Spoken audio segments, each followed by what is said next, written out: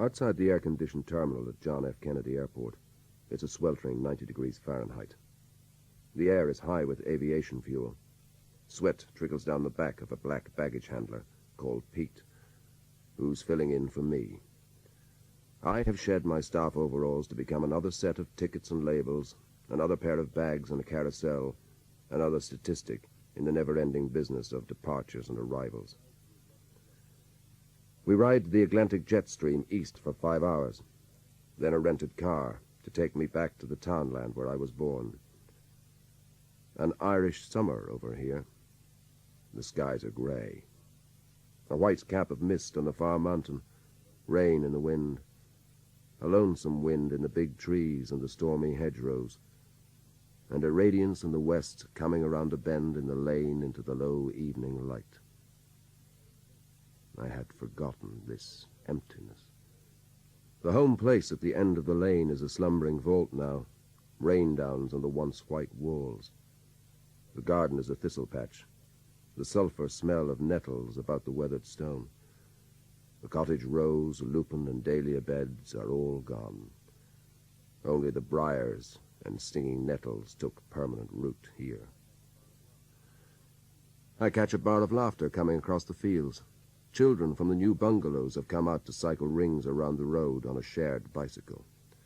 The youngsters taking turns holding a terrier pup, wet and wriggling between bare arms, a long tongue licking ticklish ears.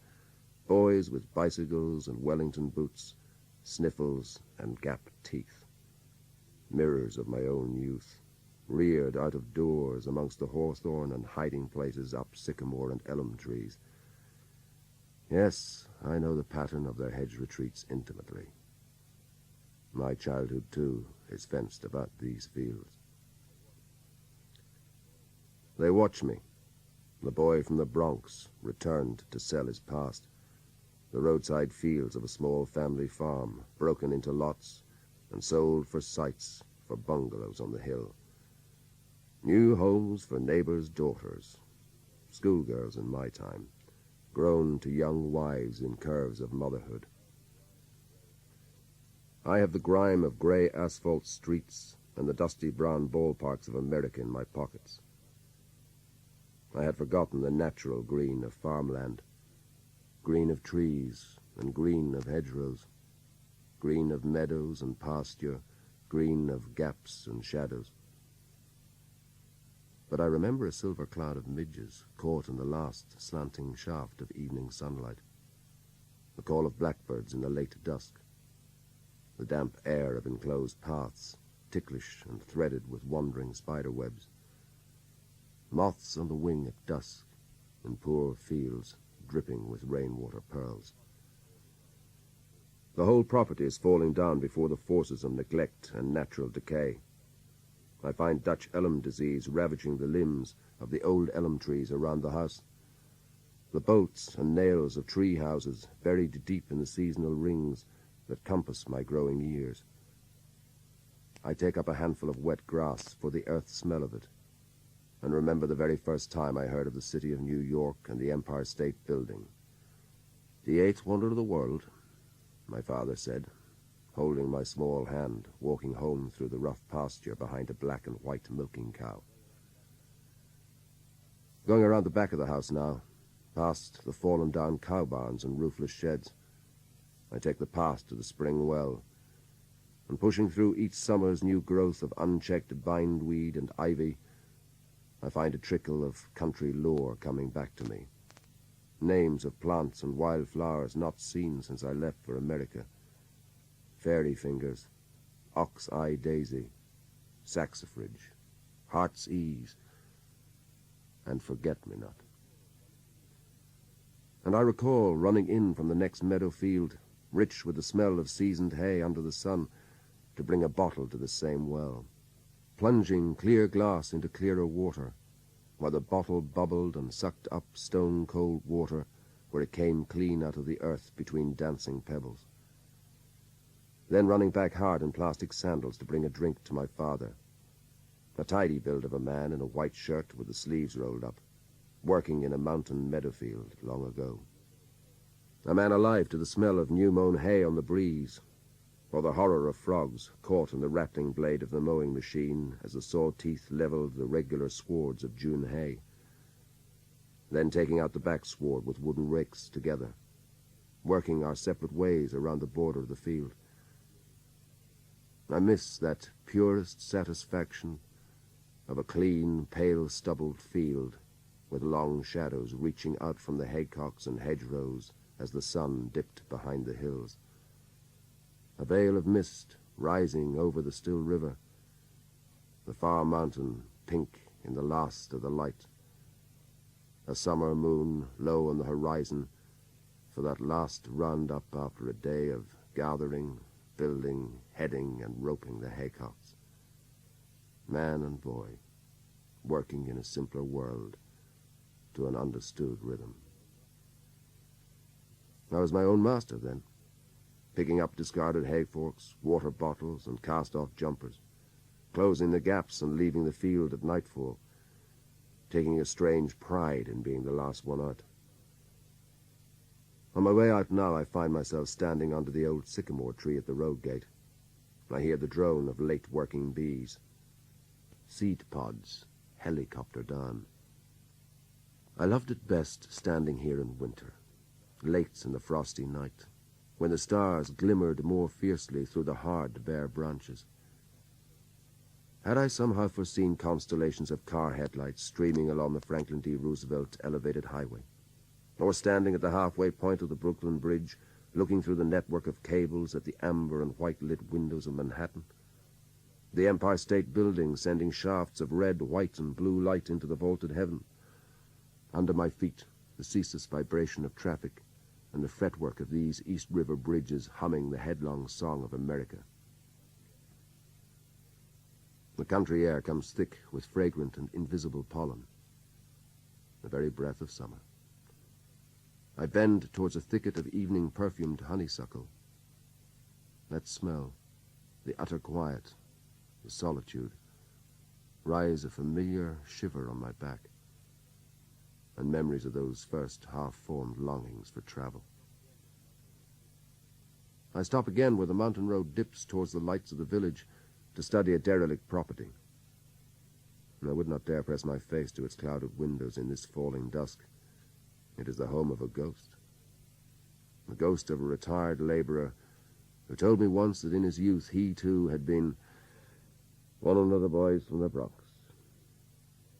When his legs could carry him about these country byways no more, my family found him this place to live, a basic shelter from the elements on the side of the mountain, a quiet, empty place where memories of his days laboring in the humid glare of the building sites of America mingled freely in his imagination with the farming traditions of his youth. On a winter's evening by a fire of turf stolen from the mountain, he would confide in me, "I heard them last night, sir, a mithiel in Barney Kiernan's field. All night they were talking and shouting, and I heard their shovels striking stones in them hungry ridges." And then he would describe for me the gangs of shirtless men in cloth caps and heavy boots, breaking open the heart of the Manhattan bedrock for the waves of glimmering new skyscrapers. The rush of strange people and machines amongst the geometric order of gridiron city streets. Meetings with colored men, Chinamen with ponytails, Polish men, Jews and Italians. The foreign tongues and foreign ways of life down in the siren-lulled canyons of Manhattan by day and the yellow brick tenements of the Bronx by night. He quit America and came back here to spend the last years of his life in a strange no-man's land, lost between old and new worlds. I was a child then, rooted in a small farm world, and I lived in awe of his hobo life, his freedom from family chores, school bells, and bedtimes. When he came calling to our house, I hid behind the barns and watched him steal an egg for his supper, or a few potatoes or vegetables out of the garden. He never took more than he need, and we knew that for him the stolen bite tasted sweeter than charity. Later I would go to his mountain shack and sit watching the old boy from the Bronx drink his tea, colored with clotted milk from long-standing bottles in the windows. and he would spit on a black iron frying pan to see if it was hot enough to sizzle his fat, bristled bacon and stolen onions, and then to bed, sleeping off his daily tonic of porter. "The day I can't walk down that road for a bottle of stout, I'm done for, sir," he told me. Most nights, the old boy from the Bronx staggered back alone and dizzy, breaking the mountain silence with regular throat-clearing coughs.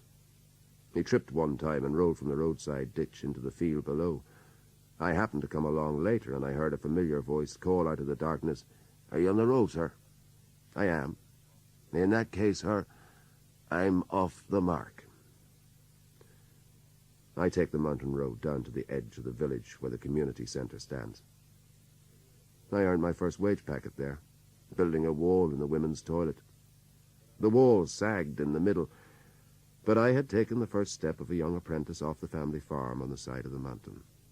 I got the first taste of builder's lime in my mouth on that job, and the first corrosive cement blisters on my fingers, and a sense of the foundations of my future life being left out for me. From the roof where I spent my time with my shirt off in the sun at lunch hour, whistling at the girls going by in summer cotton, I saw the first of my neighbours calling at the local barracks to get their passport application forms stamped. That trickle became a flow and carried most of my emigrant generation away. On the village street now, I meet a survivor. One of the few small farmers left up there on that lonesome mountain. One of a dying breed of black-faced bachelors, that neglected and hidden country manhood, known by the shine in their old suits, the grime along rumpled and worn shirts, collars, and cuffs, the burnt yellow nicotine-colored fingers and nails, and the yesterday shave.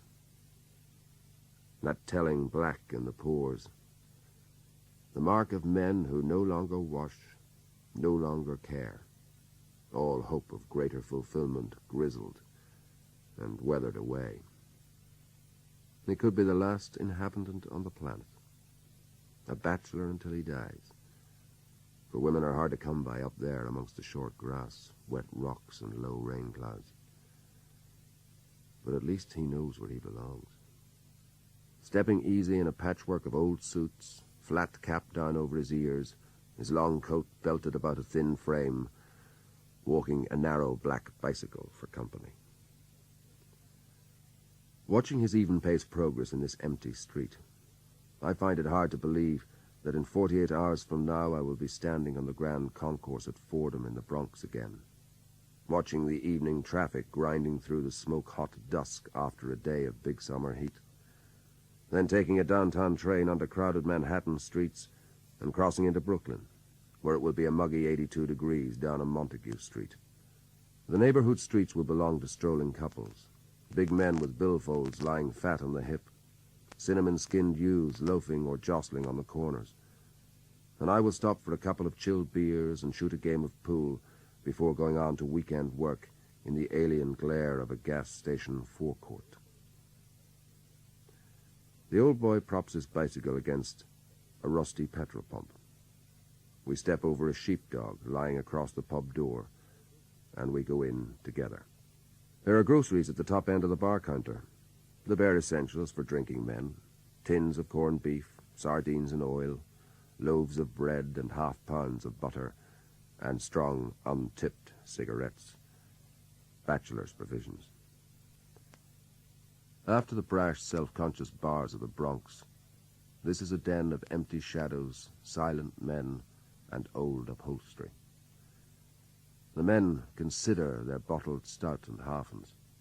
Welcomes are muted as I settle into the curious comfort of my own kind. I shout a drink for the old boy who came in with me.